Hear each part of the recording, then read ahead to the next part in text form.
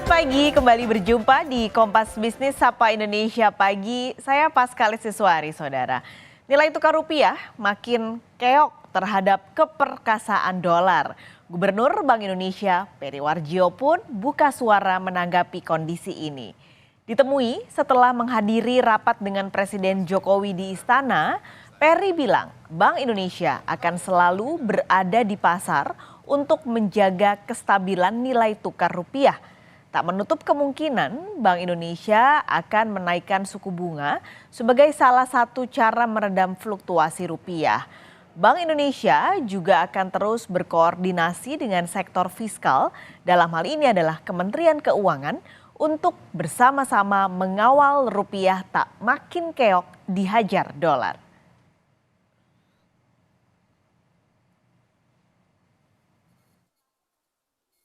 Kami akan pastikan stabilisasi nilai tukar akan terjaga. Kita terus melakukan intervensi baik di spot maupun di non-delivery forward. Juga tentu saja koordinasi dengan pemerintah dengan fiskal bagaimana untuk menjaga stabilitas moneter dan stabilisasi fiskal. Itu pastikan kami berada di pasar untuk melakukan langkah-langkah stabilisasi. Itu sih ya. Oke. Ada arahan dari Pak Jokowi. Kini kita intip dulu saudara pergerakan nilai tukar rupiah terhadap dolar. Yang Anda lihat ini adalah pergerakan nilai tukar dalam 3 bulan terakhir. Dan memang ini kalau dilihat dalam 3 bulan sudah melemah hampir sekitar 3% saudara. Kemarin nilai rupiah ditutup di angka 16.170. Bahkan di beberapa money changer dilaporkan angka jual dolar ini sudah mencapai 16.250. Kembali kalau kita lihat dari angka pergerakan nilai tukar rupiah, angka 16.170 jadi yang terendah dalam 4 tahun terakhir. Mundur sejenak di awal tahun pada Januari 2024, nilai tukar rupiah masih berada di angka 15.600-an. Pelemahan rupiah terjadi akibat berbagai peristiwa, mulai dari memanasnya geopolitik hingga potensi The Fed akan menaikkan suku bunga acuan di semester 2 nanti.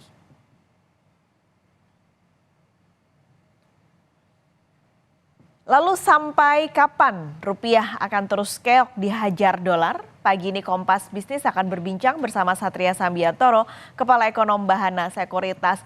Satria, selamat pagi. Satria, boleh di-unmute? Sepertinya belum di-unmute Zoom-nya. Oke. Pertanyaan, ya, selamat pagi Satria. Jadi pertanyaannya tentu adalah apa sih yang terjadi pada rupiah? Apakah ini memang murni benar-benar karena memanasnya geopolitik di Timur Tengah kah atau ada hal lain, Satria?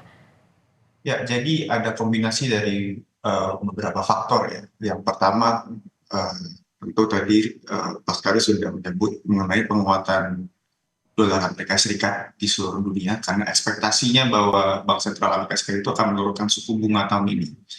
Tapi ternyata setelah melihat data ekonominya kuat, data inflasinya tetap tinggi, ada sinyal gitu bahwa Bank Sentral Amerika Serikat belum tentu akan menurunkan suku bunga di tahun ini dan bahkan mulai diprediksi bisa menaikkan suku bunga kalau data ekonominya terus kuat. Yang kedua juga tadi Paskali sudah menyebut mengenai ada tensi geopolitik gitu loh. Jadi pembelian dolar kita yang paling besar itu adalah untuk impor migas. Dan kalau harga minyak sekarang sedang naik, ya itu pastinya akan berpengaruh pada permintaan dolar di pasar spot dan di pasar forward. Dan yang ketiga yang terakhir juga bukan hanya fenomena dari penguatan dolar ya Paskalis ya, tapi juga dari sisi domestik itu ada kebutuhan dolar yang cukup tinggi. Gitu. Istilahnya kalau sebelum bulan-bulan Mei Juni ini kan ada pembayaran utang luar negeri, pembayaran dividen dan lain-lain. Untuk ngasih konteks aja nih betapa faktor domestik itu berpengaruh.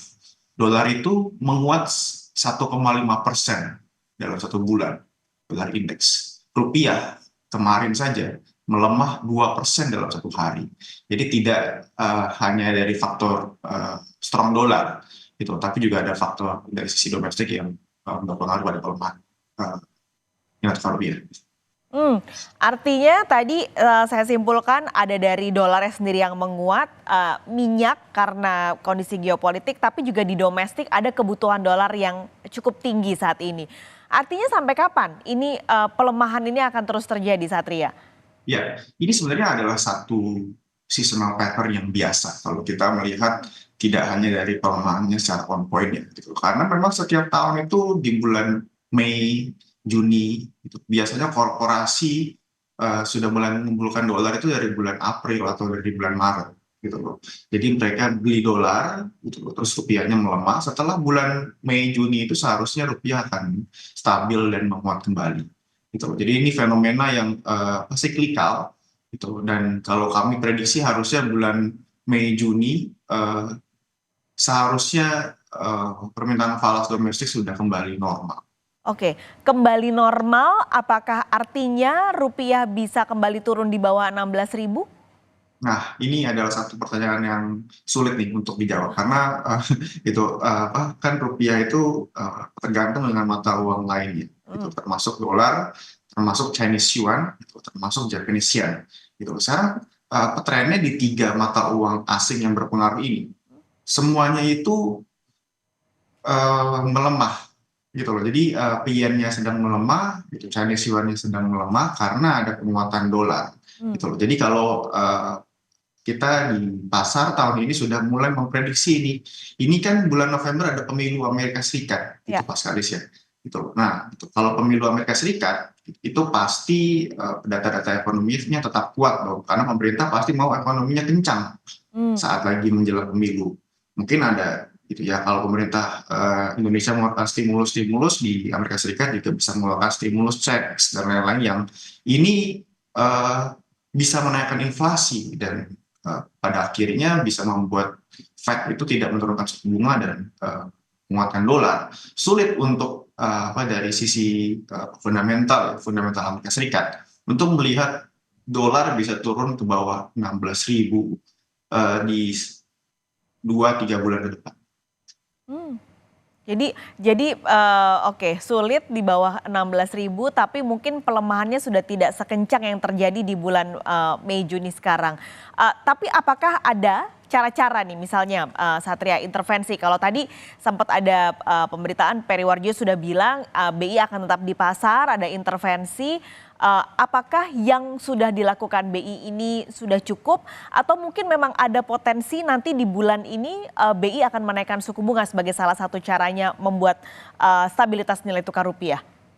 Ya, strategi intervensi yang dilakukan oleh KPRI dan Bank Indonesia sudah cukup berani ya dalam beberapa hari, bahkan dalam sebulan terakhir. Kalau misalnya pasca itu notice, cadangan devisa Bank Indonesia di bulan lalu itu sudah berkurang hampir 4 miliar dolar Oke. atau sekitar 6 triliun. Dan estimasi kami itu kemarin saja satu hari Bank Indonesia sudah intervensi sekitar 200 hingga 400 juta US dollar atau sekitar ya 3 triliun yuan sendiri gitu. Hmm. Kalau di annualize ya mungkin yang bulan lalu itu berkurang 60 triliun juga kalau diintervensi terus-terusan mungkin cadangan devisanya BI bisa berkurang dengan jumlah yang kira-kira sama di Eh, bulan ini gitu. Nah, kami melihat strategi intervensi yang berkelanjutan itu tidak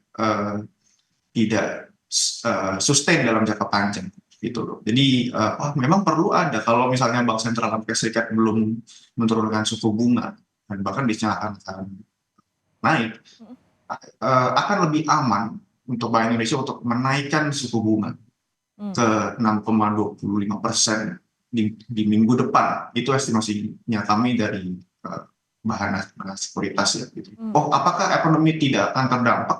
Gitu loh. Ekonomi Indonesia itu sangat fiscal driven ya.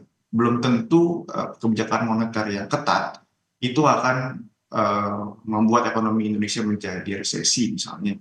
Kita kita bisa berkaca pada Amerika Serikat. Di Amerika Serikat suku bunganya sudah dinaikkan 500 basis point Hmm. dan ekonominya itu tetap kencang gitu loh. Dan ya Indonesia baru menaikkan suku bunganya sekitar 250 basis point, relatif kecil dibandingkan Fed yang sudah menaikkan dari 0 ke 5%. Jadi memang perlu ada kenaikan suku bunga ya untuk menjaga stabilisasi nilai tukar kami lihat. Dan harus bulan ini ya, kalau nggak ntar terlambat kalau baru dilakukan bulan depan gitu. Iya, jadi bank sentral itu konsepnya harus ahead of the curve, Mas Kalis. Jadi gitu loh, kalau menaikkan suku bunga itu yang efektif harus dinaikkan saat pasarnya sedang tenang sebenarnya. Jadi kenaikan suku bunga yang sekarang untuk mengantisipasi sampai bulan November, misalnya Fed tidak menurunkan suku bunga dan data-data ekonomi di Amerika Serikat uh, kuat gitu. Jadi ini adalah satu hal simple textbook ekonomi saja. Uang atau kapital akan mengalir pada negara yang suku bunganya lebih tinggi. Dalam hal ini itu Amerika Serikat. Suatu hal yang wajar jika mata uang rupiah, jika mata uang Japanese yen, jika mata uang Chinese yuan itu melemah terhadap dolar karena memang kenaikan suku bunganya tidak seagresif di Amerika Serikat. Gitu loh. Dan jika diargumenkan bahwa oh ini adalah strong dolar, oh tidak, dalam 2 tahun terakhir itu mata uang di Amerika Latin seperti Brazil, Meksiko dan lain-lain itu menguat relatif terhadap mata uang di Asia karena memang sudah menaikkan suku bunga lebih dahulu terhadap relatif dengan bank sentral di Asia. Oke, ini hal alamiah yang dilakukan investor tentu, mencari keuntungan yang tinggi dari negara-negara yang menawarkan bunga tinggi. Artinya kalau di Indonesia, BI tadi Satria bilang sebenarnya sudah cukup baik dan agresif melakukan intervensi. Tapi apakah ini intervensi-intervensi ini hanya ada di pundak Bank Indonesia saja atau adakah yang sebenarnya bisa dilakukan secara fiskal, dalam hal ini adalah Kementerian Keuangan? Betul, jadi kalau misalnya kami di pasar melihat ya, jika Bank Indonesia sekarang sudah baik, sebenarnya Kementerian Keuangan dan Kementerian Koordinator Ekonomi itu sudah lebih baik loh itu dalam hal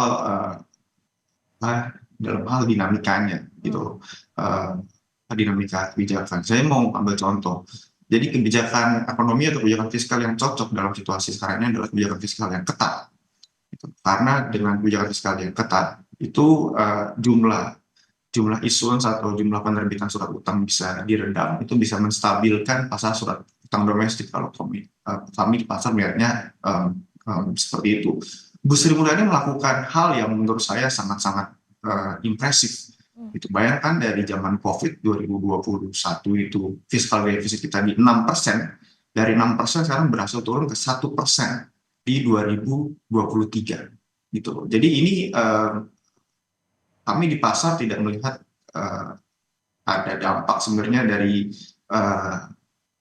fiskal atau concern ke fiskal untuk melemahkan nilai tukar rupiah gitu. Jadi justru gitu tanpa adanya kebijakan yang sigap dari Kementerian Keuangan dan dari Kementerian Koordinator Ekonomi ya, yang sudah melakukan kebijakan seperti DHE ekspor dan lain-lain, nilai tukar rupiah bisa lebih lemah lagi dari sekarang tanpa koordinasi dari 2 kementerian tersebut.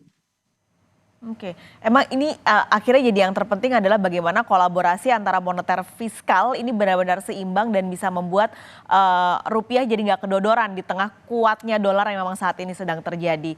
Satria, terima kasih sudah berbagi pagi ini di Kompas Bisnis. Sampai ketemu lagi, sehat selalu.